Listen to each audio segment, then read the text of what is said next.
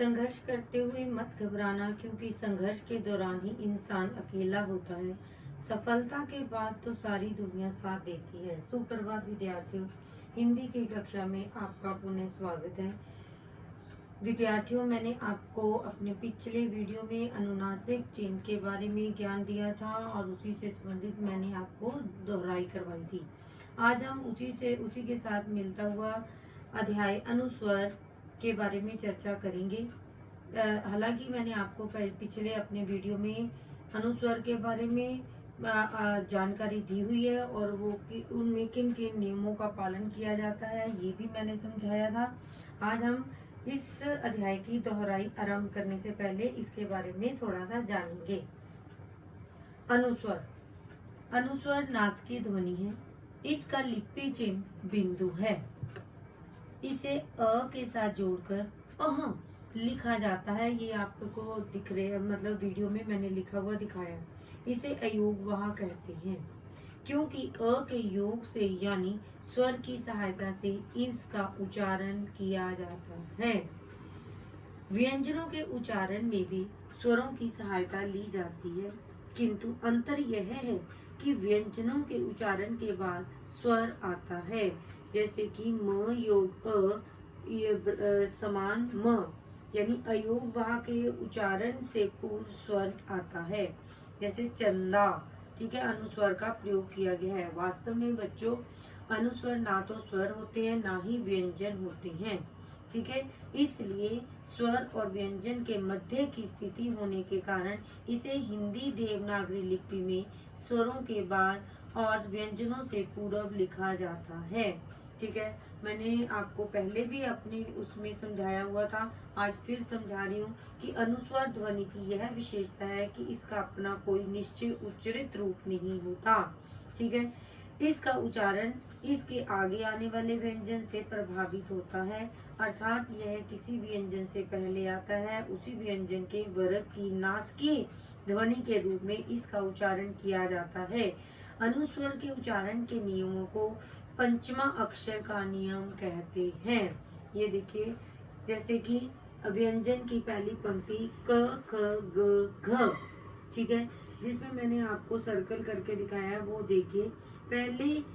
पहले हो तो उच्चारण जो है न्य के समान होगा। ये देखिए, मैंने सर्कल में न्य लिखा हुआ है, ठीक है।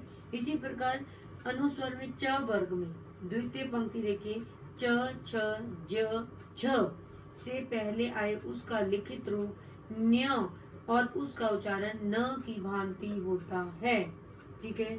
तृतीय पे देखिए, ट ठ ड ध, ठीक है, से पूर्व हो तो लिखित रूप में न्य का प्रयोग किया जाता है, ठीक है। उच्चारण में इसका जो उच्चारण होता है वो न के समान निकलता है, ठीक है।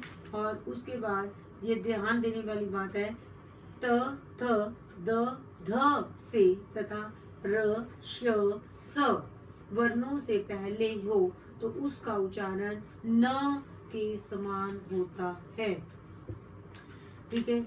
और उसके बाद जो अंतिम मैंने आपको बता रही हूँ कि यदि अनुस्वर प वर्ग के वर्णों अर्थात प फ ब भ से तथा व वर्ण से पूर्व हो तो उसका उच्चारण म के समान होता है। ये तो मैंने आज आपको सिर्फ इनके नियमों के बारे में दोहराई करवाई है, पुनरावृत्ति कराई है, ताकि जो मैं आपको आज बहुविकल्पीय अनुस्वर रूप दे रही हूँ उसमें से उचित अनुस्वर कौन सा है, इस करने से पहले इसके बारे में जानकारी दी है। आइए अब इसके संबंधित में आपको बहुविकल्पी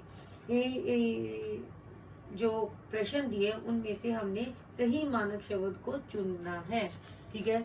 जैसे कि मैंने सबसे पहला शब्द लिया है पंजाब। देखिए प और देखिए प न्य जाब शब्द का सही मानक शब्द क्या है। ये देखिए, मैंने जहाँ पर 4 विकल्प लिख दिए हुए हैं, पंजाब,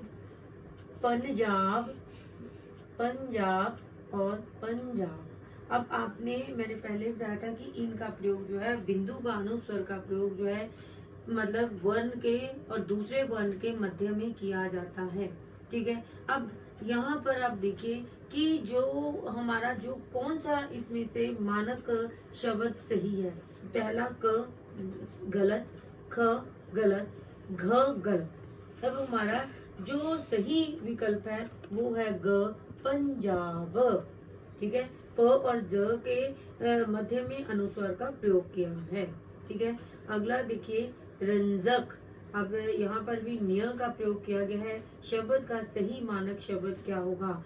क पे रंजक न का प्रयोग किया गया है और ख में रंजक और ग में रंजक पूरा न का प्रयोग किया हुआ है और घ में रंजक यानी कि अनुनासिक चिन्ह का प्रयोग किया गया है। यहाँ पर आपने देखना है कि कौन सा शब्द जो है वो मानक है। यहाँ पर ख जो है, ख भाग जो है इसका वो सही मानक शब्द है रंजक। ठीक है, यानी कि मध्य में र और ज के मध्य में अनुस्वर का प्रयोग किया गया है। तृतीय पे देखिए भंडारा। भंडारा, अब देखिए पहले जो हिंदी की वर्तनी थी ऐसे लिखी जाती थी, लेकिन आज वैज्ञानिकों या विद्वानों के द्वारा इसको मानक शब्द नहीं माना जाता। अब देखिए क पे भंडारा और ख पे न आधा न का प्रयोग किया गया भंडारा और ग में न का प्रयोग पूरे का किया हुआ है और घ में भांडारा। अब इनमें से कौन सा शब्द मानक शब्द है? क भाग जो है इसका भंडारा जो शब्द है वो सही मानक है। ठीक है, उसके बाद चतुर्थ पे देखिए चंडी। अब चंडी शब्द का सही मानक क्या है? चंडी यानी आधा न और फिर ग पे देखिए चांडी और घ पे लिखिए चियंडी, यानी कि इनमें से ये तीनों ही जो शब्द दिए हुए हैं ये गलत हैं और हमारा जो सही विकल्प है वो है ख भाग चंडी।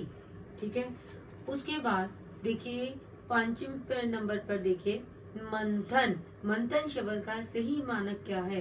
देखिए पहले में देखिए क में मंथन यानी कि जो अनुस्वर का प्रयोग म और थ के मध्य में किया हुआ है। ख में न जो है पूरा डाला गया है और ग में मंथन शब्द में यानी कि अनुनासिक चिन्ह का प्रयोग किया गया है और घ में मंथन में दोनों ही न हलंत के रूप में दिए गए। इस मतलब ये न है, इसका मतलब ना तो ये ख वाला शब्द सही है और ना ही ग का शब्द सही है, ना ही घ का शब्द सही है। इसका मतलब क्या है? जो क है वो शब्द बिल्कुल सही रूप में सही रूप माना जाएगा मंथन।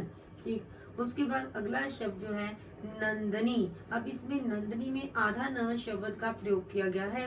अब इसका मानक रूप कौन सा होना चाहिए? पूरा न, ठीक है, फिर आधा न, फिर उसके बाद अनुनासिक चिन्ह या फिर नांदनी यानी कि अनुस्वर का प्रयोग। यानी कि यहाँ पर जो क, ग और घ ये उचित शब्द नहीं है, यानी ये गलत शब्द है। यहाँ पर जो ख है नंदनी वो शब्द उचित है, यानी कि वो मानक माना जाएगा।